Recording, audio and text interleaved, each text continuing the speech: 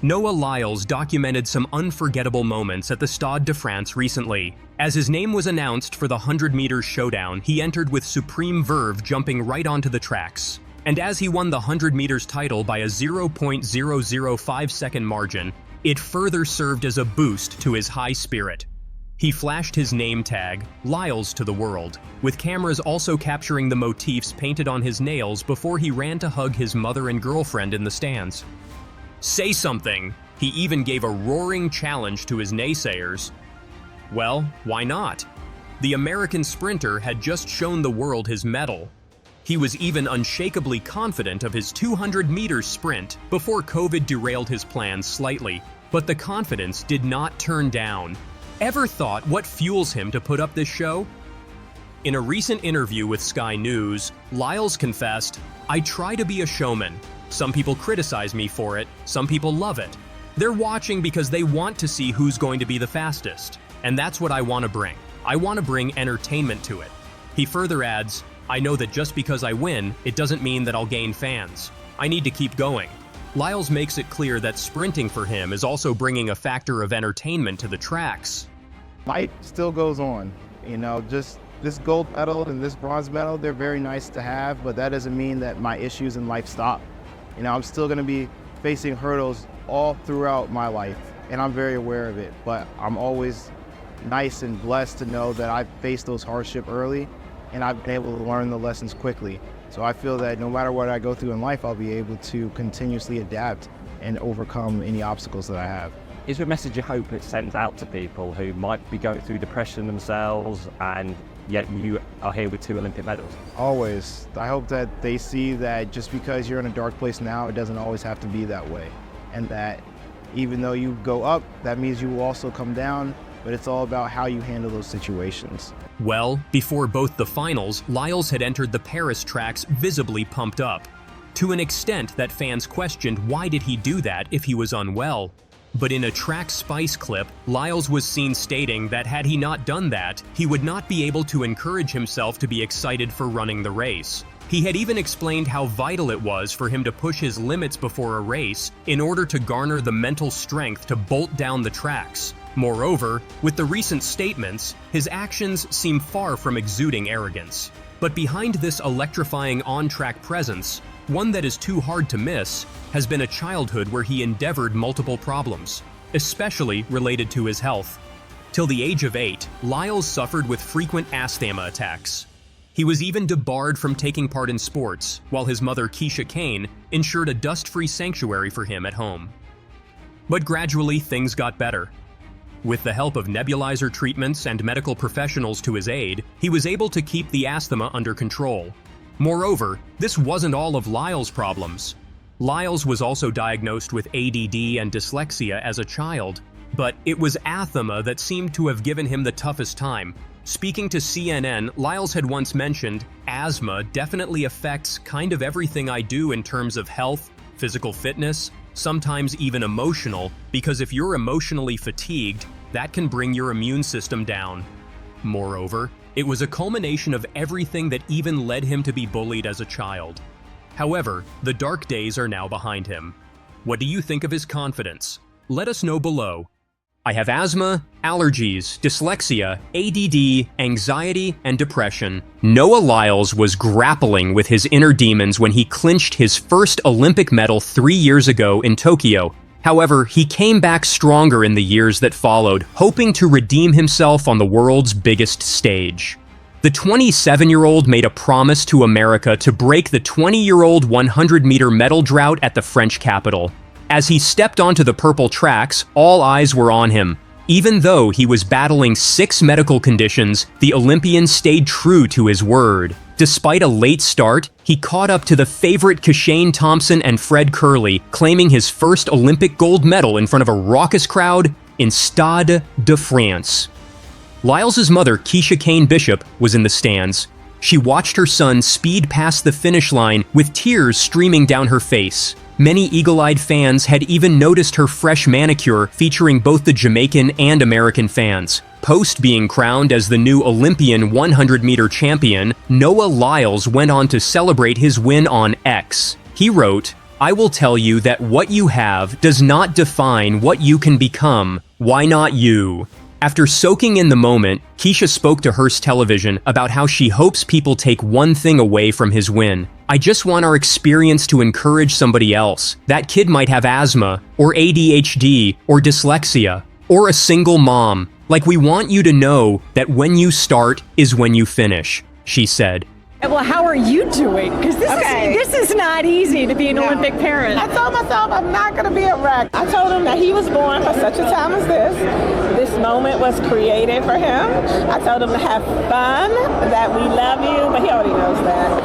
And just go out there and do what you do. I just tell people I want our experience to encourage somebody else. Like, that's what I really want. Some kid who might have asthma or ADD or dyslexia or a single mom, like, we want you to know it's not where you start, it's where you finish. Keisha Caine Bishop ran through the bowels of the Stade de France with an understandably frantic look on her face. Her son, Noah Lyles, had been removed from the track moments earlier on a wheelchair. She was trying to find him after he took third in the men's 200-meter dash at the 2024 Paris Olympics, but looked unwell afterward. Beside her was NBC track and field reporter Lewis Johnson. As they dashed down a hallway, Johnson turned around and gestured with his hands, making a wheelchair motion toward a volunteer who pointed him in the direction of the venue's medical center. Johnson later described Caine Bishop as distraught during his update on Lyles' condition. The 100-meter Olympic champion received medical attention on the track and was breathing heavily. Lyles has asthma.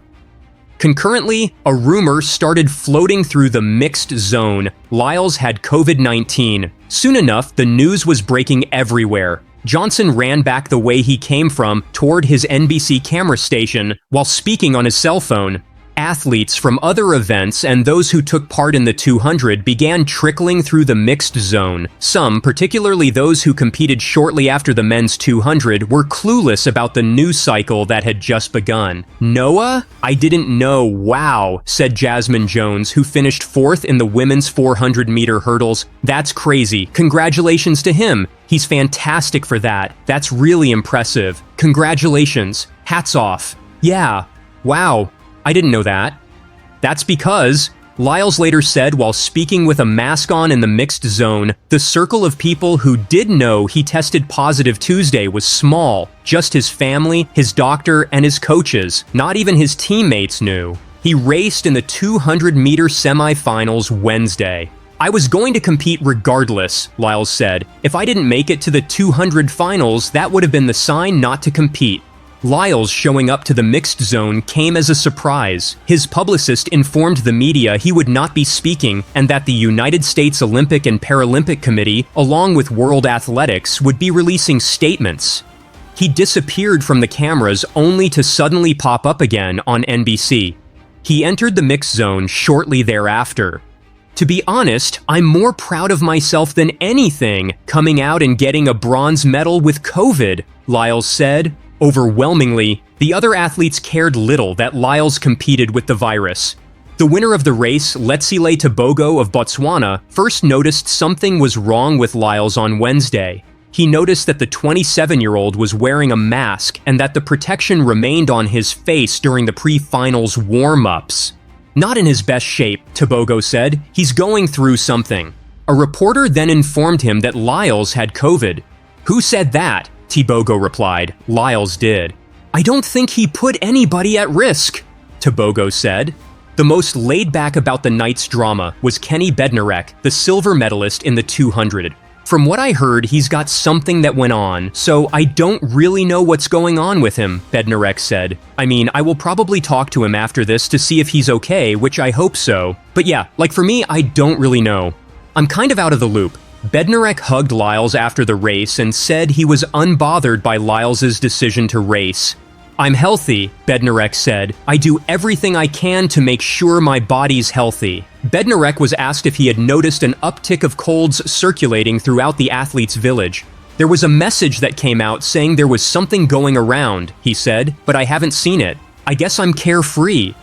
Lyles said he'd rate his health anywhere from 90 to 95% out of 100, though he wrote on Instagram late Thursday he believes, "This will be the end of my 2024 Olympics." He was expected to run in the 4x100-meter relay.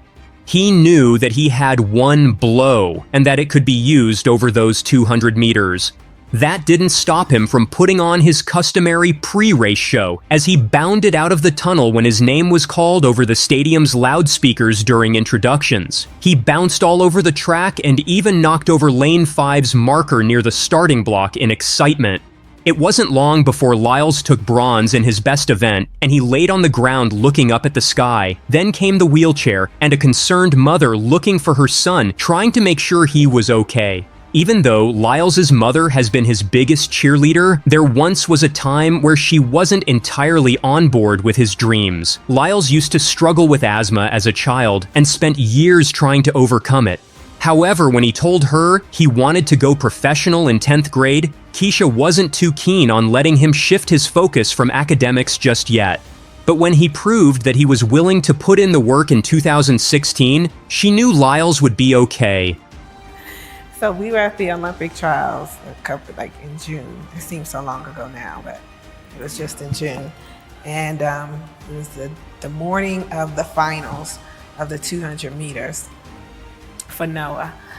And the whole year we have been hearing so much negativity about how he didn't look the same anymore, and is he actually going to make the team, and just all of these horrible things that the media was saying and social media is saying and things like that. So I said, Noah, let's do breakfast. So the morning of the finals, we go and do breakfast. And I said, this is the deal. I said, I heard TD Jake say something really powerful. And he said, when you grow up in certain communities, you hear statistics like, you're not gonna live past 25, or you're gonna end up in jail by a certain age, or you're gonna develop high blood pressure or diabetes, and that's your fate. And he said, well, people saying that is not the worst thing about it. The worst thing about it is when you believe it. And so I told him, there are people saying, oh, is Noah gonna make the Olympic team? Oh, is he gonna be the same Noah this, and all these negative things. I said, but we can let them say whatever they want to say, as long as we don't believe it. Because we write our story. They don't. Their job is to sell newspapers, and we're gonna let them do their job. Our job is to create our own life story. And he went out and he won that race. And it took a lot of pressure off of him. But I think the main thing I wanted him to know was, don't let other people determine your narrative. So that was the expectation part. Another thing I always want my children to know is, it does not matter what in the world is going on outside the doors of our house. You can come home, and that is a safe place. Because the higher up you go in life, or the higher the career ladder you go up, the more your underwear shows. But it's okay. We could wash your underwear at home, so we good. Keisha was worried about the 27-year-old after his experience at the 2020 Tokyo Olympics. The lack of an audience had left the sprinter rattled. When I see him now, I worry about what's going to happen when the lights and the cameras go away, because it's almost like an adrenaline rush that you get. Before he stepped into the 100-meter finals, Keisha told Lyles to take it all in and have fun. The sprinter went on and did so much more than that. He won. The world's fastest man will have an unexpectedly quick exit from the Paris Olympics. Just hours after finishing third in the 200 meters final, considered to be his strongest event, Noah Lyles said that he seems to have run his last race in these games. It also comes after his mother shared with NBC Olympics that Lyles had tested positive for COVID. I believe this will be the end of my 2024 Olympics. It is not the Olympic I dreamed of, but it has left me with so much joy in my heart. I hope everyone enjoyed the show, Lyles wrote in an Instagram post. Whether you were rooting for me or against me, you have to admit you watched, didn't you? See you next time. Lyles was next scheduled to compete in the men 4x100 meters relay final on Friday, but it appears he will not be a part of that foursome. It's been an eventful 5 days for Lyles. He came into the Olympics talking a big game, and he delivered right off the bat, winning the men's 100 meters final Sunday evening. Lyles was the favorite to win the 200 meters race as well, as he is considered the best in the world in it, but could not deliver another gold, instead finishing third with a time of 19.70 seconds. That was behind Botswana's Letsile Tebogo, who took the gold with a time of 19.46 seconds, and teammate Kenneth Bednarek's time of 19.62 seconds, which was good for second. But soon after the race was finished, his mother said he had tested positive for COVID earlier in the week. Lyles needed medical attention after the race, but it wasn't clear what the issue was or if it was related to his COVID diagnosis. Commentators said Lyles was seen taken off from the track in a wheelchair by medical personnel after the race. As we saw Noah Lyles being taken off there in a wheelchair, I ran down underneath the stadium to try to find where he was. I ran into his mom, Keisha Caine Bishop, who was distraught trying to find him as well. We found Noah Lyles in medical there being tended to, NBC Olympics' commentator Lewis Johnson said. The mother confirmed the diagnosis from 2 days ago, but Lyles opted to run anyway. He said he never considered not running in the race. Yeah, I woke up early about 5 a.m. on Tuesday morning, and I just was feeling really horrible, Lyles said. I knew it was more than just being sore from the 100. You know, woke up the doctors and we tested, and unfortunately it came up that I was positive for COVID. My first thought was not to panic, and we just took it day by day, trying to hydrate as much, quarantined off. And I'd definitely say it's taken its toll for sure, but I've never been more proud of myself. It's the second straight Olympics the virus has played a major role in Lyles' trip to the Games. He also won the bronze in the Tokyo Olympics, and he has said the empty stands and a year delay before the Games led to depression that he said hampered his performance and inspired his road to Paris.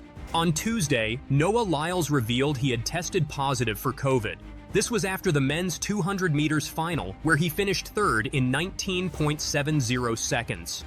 A wheelchair took him off the track. Lyles appeared for media duties wearing a mask, flanked by members of the U.S. team's medical department, but claimed he never had any thought about withdrawing from the event. USA Track and Field had made clear it was Lyles' decision to participate in Thursday night's final. We have to start in Paris. It's been another huge night on the track at the Stade de France that saw such a dramatic 200-metre final. Noah Lyles, the man that everyone tipped for gold in that 200-metre, the 100-metre champion, was by far the pre-race favourite. But just have a look at this shot here. This is Noah Lyles off the USA, finishing in third. Look at the distance between him and the actual winner from Botswana, Letsile Tebogo. Absolutely incredible race. Let's get more on this story though, because there's some breaking news this evening that we have to get our heads around. We can go back to Paris again and speak to Miriam Walker-Khan. And Miriam, my goodness, how did this race play out? And tell us about the condition of Noah Lyles now. Yeah, going into this race, Noah Lyles was a huge favourite after winning the 100 metres, and because of the fact that the 200 metres is his event. He did that long before he kind of transitioned to the 100 as well. He's got 3 world titles in the 200, and he was confident in that. He was hoping to become the first man since Usain Bolt to do the sprint double, and the first man in US history since Carl Lewis 40 years ago. And he literally bounced onto the track when they were announcing the runners at the start of the race. He looked fit, he looked healthy, he looked excited. We know he psychs out the other athletes a lot in races, but he looked very ready for that race. He got a good bend, but then he just didn't really transition off that bend into the home straight as well as we normally see him do. And like you said, it was Botswana's Letsile Tebogo who got that gold medal in a real shock of these games, I think. But after the race, we saw Noah Lyles being carried off in a wheelchair. He was wearing a mask as well at one point, talking to media. And USA Track and Field have confirmed that he had tested positive for COVID 2 days ago. This obviously isn't what Noah Lyles had planned. He has said so many times that he wants to emulate Usain Bolt and do that sprint double. And he's spoken so much about it in the lead up to this race as well. But he leaves Paris with 2 medals, one in the 100, that gold, and this bronze medal in the 200 metres. But there will be questions now over whether he should have run that race today, having known for 2 days that he's got COVID. People ask that, and USA Track and Field have said it was his choice. Lyles, the freshly crowned Olympic 100 meters champion, was unable to keep pace with the gold medalist, Botswana's Letsile Tebogo, 19.46, or his U.S. teammate Kenneth Bednarek, 19.62, who took silver. Lyles' appearance in a wheelchair immediately drew speculation about his medical condition. The 27-year-old soon clarified his situation. "I do have COVID," Lyles said. "I tested positive around 5 a.m. on Tuesday. I woke up feeling chills, aching, sore throat. Those were a lot of the symptoms I have had before getting COVID. I was like, I need to test this one. It came back positive, so we quickly quarantined in a hotel near the village, and they got me on as much medication as they legally could to make sure my body was able to keep the momentum going. I still wanted to run. They said it was still possible, so we stayed away from everybody and took it round by round. I have definitely had better days, but I am walking around again. I was quite lightheaded after that race, and the chest pain was definitely active. After a while, I was able to catch my breath and get my wits about me. I am feeling a lot better now. It definitely affected my performance." In a statement, USA Track and Field said, "Our primary commitment is to ensure the safety of Team USA athletes while upholding their right to compete. After a thorough medical evaluation, Noah chose to compete tonight. We respect his decision and continue to monitor his condition closely." The Paris Olympics has no mandatory rules relating to COVID and participation, meaning Lyles was within his rights to take to the start line. COVID has been a lingering feature of the Games, having affected Australian water polo players and swimmers from various nations, including Britain's Adam Peaty. Lyles answered a firm no when asked whether withdrawing from the 200 meters was ever a consideration. "I was going to compete regardless," he added. "If I didn't make the final, that would have been the sign not to compete."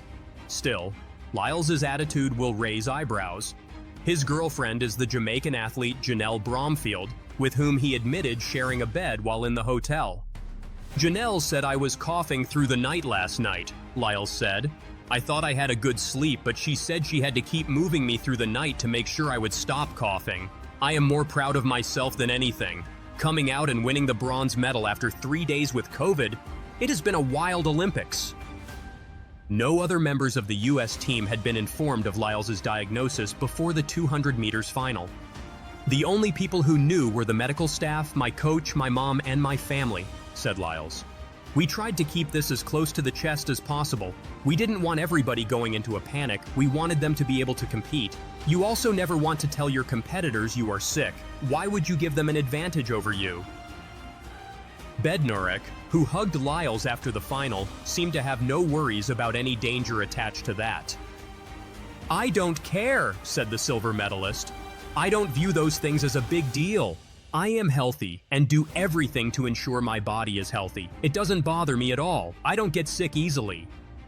Lyles still has to make a call over whether to compete in the 4x100 or men's relay. "I am going to talk to the 4x100 crew," Lyles said. "I am going to be very honest and transparent with them. I will let them make the decision. I believe no matter what happens, they can handle anything." Lyles later posted on Instagram, "I believe this will be the end of my 2024 Olympics. It is not the Olympics I dreamed of, but it has left me with so much joy in my heart." Yeah, I have a feeling that no one was going to be able to stop Noah Lyles from running that race. Now, Miriam, before I let you go, there's been some history in the field for Pakistan in the javelin. Yeah, Pakistan just won their first ever Olympic gold medal, their first medal in athletics, but a gold medal from Pakistan's Arshad Nadeem with an Olympic record of 92 meters 97, which is incredible. He wasn't the favourite going into it. We know that he's been throwing incredibly these past few years, but a truly incredible feat because Pakistan have only won now 11 medals at the Olympics ever, most of them in hockey. And I think this is just a moment as well, Jess, for the Pakistan and South Asian diaspora around the world, because a lot of the time we grow up as South Asian people being told we're too weak for sport, especially in football. We actually just released a documentary on Sky Sports News called Hidden Talent, where we spoke about the kind of stereotypes that South Asian athletes face. That is one that footballers hear a lot: you're too weak, you're too small. And I think having Arshad Nadeem, who is a Olympic champion now, throw that far in a javelin event, which is kind of the epitome of physical strength, is very, very exciting and something that Pakistanis all over the world will be very proud of. Wow, what an achievement. Imagine trying to tell him, who's just thrown a javelin 92 meters, that he's too small and too weak. Absolutely incredible. Miriam, for your updates, as always. We'll see you tomorrow. Fresh Noah Lyles' favoritism controversy stirs Paris Olympics as Team USA star reveals struggle with 200 meters finals. Just before the men's 200 meters final event, the temperature has increased. Kenny Bednarek has raised the issue of favoritism toward the host. As per him, the hosts gave Noah Lyles lane 5 to give him a technical advantage. However, Kenny himself received lane 9 at the cornermost position. The sprinter couldn't digest it. On X, he shared the issue. Never seen favoritism like this on a global scale. Meanwhile, things seem to be settled now as Kenny is in lane 8. Noah Lyles is still in lane 5. Does there come any technical superiority with the lane changes? As per the veteran athlete, there may come. One Olympic medalist put a seal on it. 3 years ago, in Tokyo, Andre de Grasse took the bronze medal in the 100 meters event. Eventually, he vented his emotion later, and surprisingly, it was not on pace, rather, he complained about his lane position. Just like Kenny Bednarek today, Andre has lane 9. I knew it was going to be a tough one after I drew lane 9. I didn't have a great semi-final, and I knew I had to come out and try and execute as best as I can. Here, the common idea says that from the cornermost position or the outside lane, from 7 to 9, the sprinters fail to see their competitors because of limited visibility. The situation can repeat itself in inside lanes, 1 and 2 as well. In those lanes, the pertaining reason is the tightest nature of the corners. So, the middle lanes rise to be the most effective ones to keep an eye on the opponents on both sides. Right now, Noah Lyles is in the middle lane, and with him, another American sprinter, Erjan Knighton, will show up in another middle lane, lane 6. Ultimately, the much-cherished 200 meters fight is expected to be limited between these two sprinters. Their performances throughout the years speak on behalf of that. Moreover, their best performances in the 200 meters event stand to be side by side, taller than the others in the pack. Apart from that, the newly enacted rules regarding lane placement prioritize the ranks of the sprinters strictly to settle at the lanes.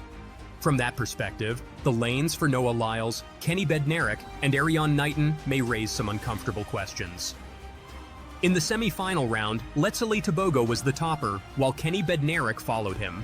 Noah comes later in the 3rd position, so, from that perspective, Kenny's positioning in lane 9 was problematic. He should have been placed in any of the lanes, 5 to 7, leaving a lane for Lyles. Yet the reality is different. Would this mistreatment boost Kenny Bednarek to go against Noah Lyles, all guns blazing? Noah Lyles, what's the biggest difference between Noah in Tokyo and Noah in Paris? I'd say it's definitely the joy I have in my heart. It's a lot stronger. It's not depressed, and it's ready to go. It's ready to enjoy time and energy and be in the moment here. You're bringing us joy. How much are you enjoying that rivalry with Jamaica? Hey, I'm here for anybody who wants to take the crown. Now that's what I'm all about, competitors and competing at the highest level. Best of luck. Thank you. Thank you. Noah Lyles' controversial 100 meters gold medal race at the 2024 Paris Olympics came down to a photo finish, with Lyles narrowly edging out Jamaica's Keisha Thompson by a mere 0.005 seconds. The slow-motion replay showed Lyles' torso crossing the finish line just ahead of Thompson's, securing the American sprinter his first Olympic 100 meters title. While some argued the margin was too close to call, the rules clearly state that the torso, not the head or limbs, determines the winner in a photo finish. Usain Bolt said that he knows what you need to do to break the world record, and he's not going to say it. I'm sure you saw that. Did you and your coach look at that, or you already know what you need to do yourself? I'm gonna do what I'm doing. If he knows and he's not gonna share it, why would I listen? And Kenny's world lead last week, he says it's going to last just for a couple of weeks. I'm sorry, what? Kenny's world lead in this 100 last week, he says it's going to last just for a couple of weeks till you go on the track. Until New York. New York Grand Prix. You have any time fixed in your mind? World lead. Okay. That's all that's needed. What did I run last time I opened up? Well, fair enough. And what did I run the time before that?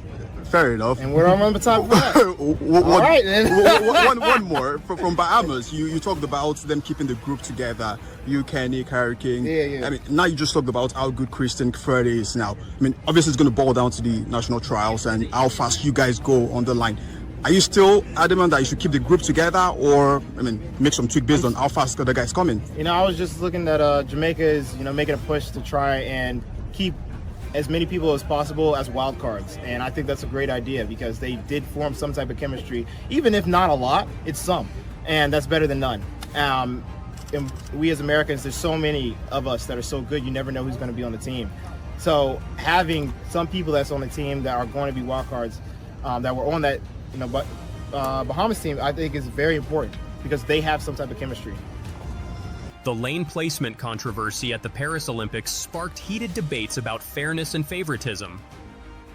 Kenny Bednarek expressed his frustration on Twitter, stating he had never seen favoritism like this on a global scale after being placed in lane 9, while Noah Lyles was assigned the more favorable lane 5.